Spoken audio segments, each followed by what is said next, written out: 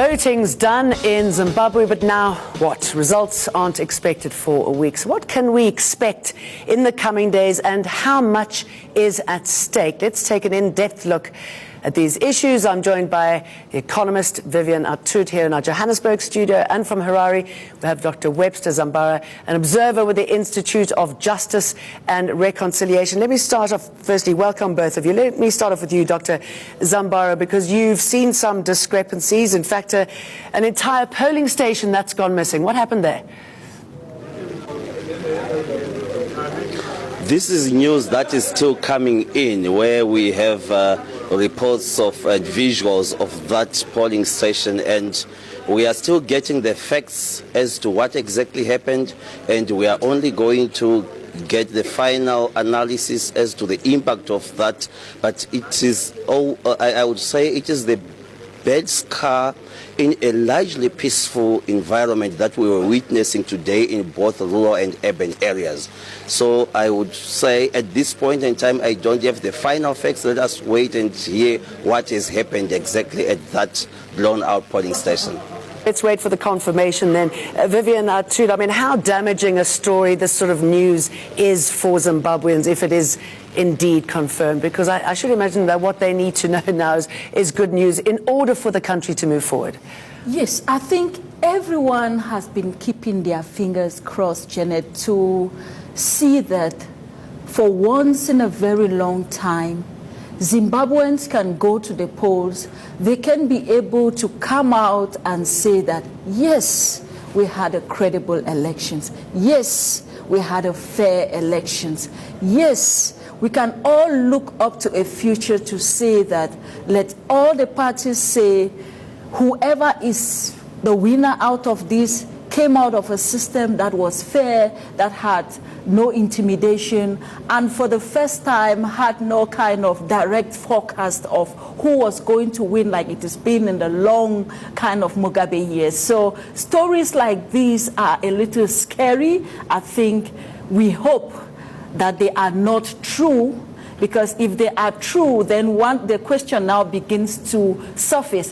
What is the scale of things like this?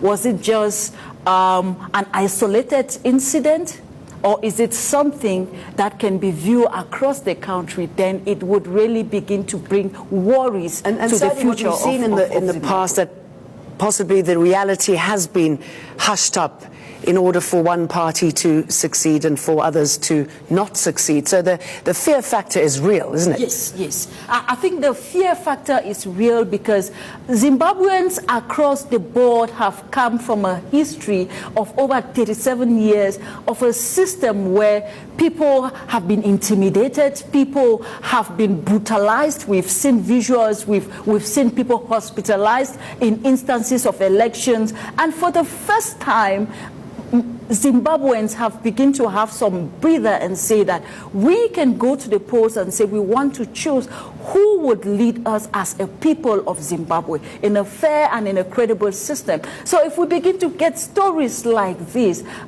we hope, I think, following the elections all through the day, I think on a fair probability, one would say that we have heard stories from Harare, from Bulawayo, from other cities saying that things have been going smoothly. So we hope that things like this are isolated and can be dealt with all honesty, because there might be real issues, there might be technical issues. Zimbabwe has come from a system where the technology, the infrastructure, even putting together elections like this have been very difficult. And we are waiting on the ZEC, the Zimbabwean Electoral Commission, to hold a press conference in the next hour or so. So we might get more clarity if there is indeed a problem of sorts. But Dr. Zambara, let's assume that the elections have gone off well. Well, they seem to have deemed to be free and fair. What needs to be happening immediately?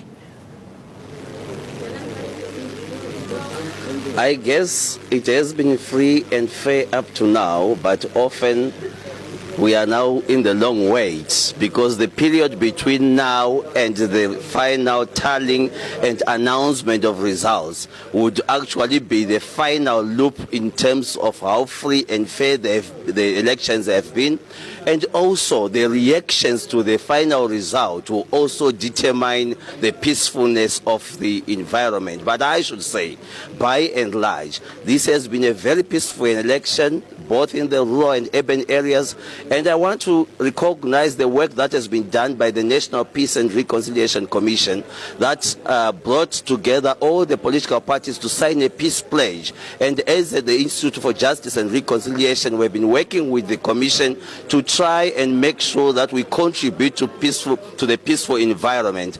And also the politicians have done their duty, I think, to a large extent. We have had a very peaceful election season, but the period between now, which is the final night, and the day after, is the period that cannot be predicted, because at the moment the counting will start soon. The ballots have just been sealed, and the period that we are looking forward to is announcements of results, and then we will know what exactly transpired in the polling booths that we are going to see. Then the reaction of the politicians to the results that will be announced. So I would say possibly be a good loser and who's going to be a good winner. Excuse me, jumping in there. Once we've done that, once we've dealt with that, Vivian, what needs to be done now to show a good and healthy economy in order to attract investors? I think, Janet, that is the million-dollar question. What needs to be done? Irrespective of whichever candidate comes out victorious in this election, you have your hands full. You are dealing with an economy which basically has no stable currency of its own. They're using bond notes, they're using the US dollar, they're using all kinds of currencies. A little earlier on, one of our correspondents, Eldrin, was showing us a picture, was painting a picture for us about the economy and the importance of the black market economy. I mean, that's a real problem, isn't it, if people look there first? Yes, that is a real problem. Just telling you that the formal system has collapsed. So whoever is victorious, the government is in huge debt.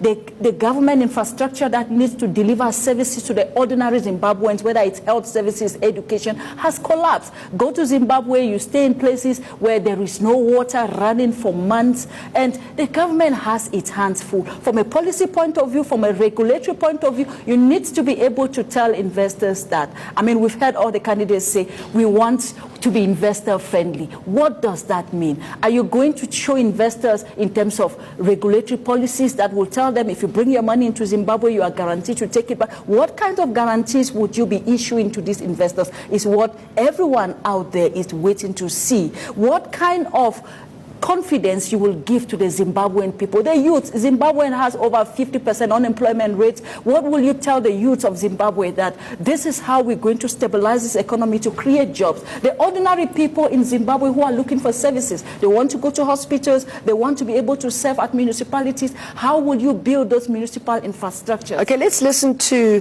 what some of the youth have had to say and what it is that they would like to see from an economic point of view. Let's just listen in to that. Yeah, it's my first time. Yeah, it's just that we as young people, we're hoping for change. They have no jobs, so we believe that this time we're going to cast our votes. There's going to be a big change. I'm hoping for the elections to be free, fair and credible. That's number one. Number two, I'm expecting the elections to usher in a new Zimbabwe. A new Zimbabwe that is good to live in. There's nothing coming for the youth, isn't it? We can look in terms of employment, we can look in terms of even the education. What we are aiming as youth is nothing, especially on employment. As you can see, largest number of youths are in the road. They are selling juice cards, they are selling airtime, they are selling man-made shoes and all those stuff. Dr. Zambara, can you respond to some of those concerns, and considering 60% of the new voters are people under 40? Our most recent research that was conducted by the Institute for Justice and Reconciliation and the Mass Public Opinion Institute and Afrobarometer noted clearly that the biggest issue in this election is jobs and jobs and jobs. And from our survey, the poll stated that more people believe that Nelson Chamisa could be the right person to give jobs to the desperate job seekers.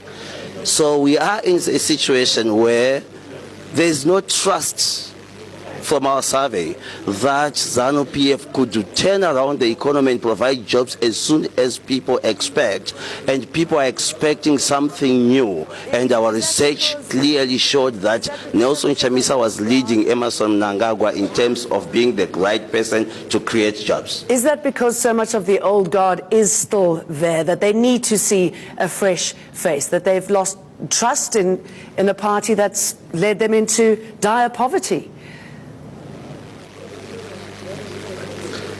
I think it is evident that even from our research as well, there are very many new voters, and the voting structure in terms of the demographic structure is such that very many new and many youths are voting for the first time, and the biggest issue to them is employment. And if you would also look at the divide that we are going to see in this election, the rural-urban divide, it was also exemplified basically by how the presidential contestants Mnangagwa and Chamisa voted. Mnangagwa opted to go to vote in his rural home, while Chamisa voted in the urban areas where his strength is and where unemployment is higher, is mostly visible. So this issue of employment is one that is going to be the challenge of whoever is going to be declared winner, because it's an issue that is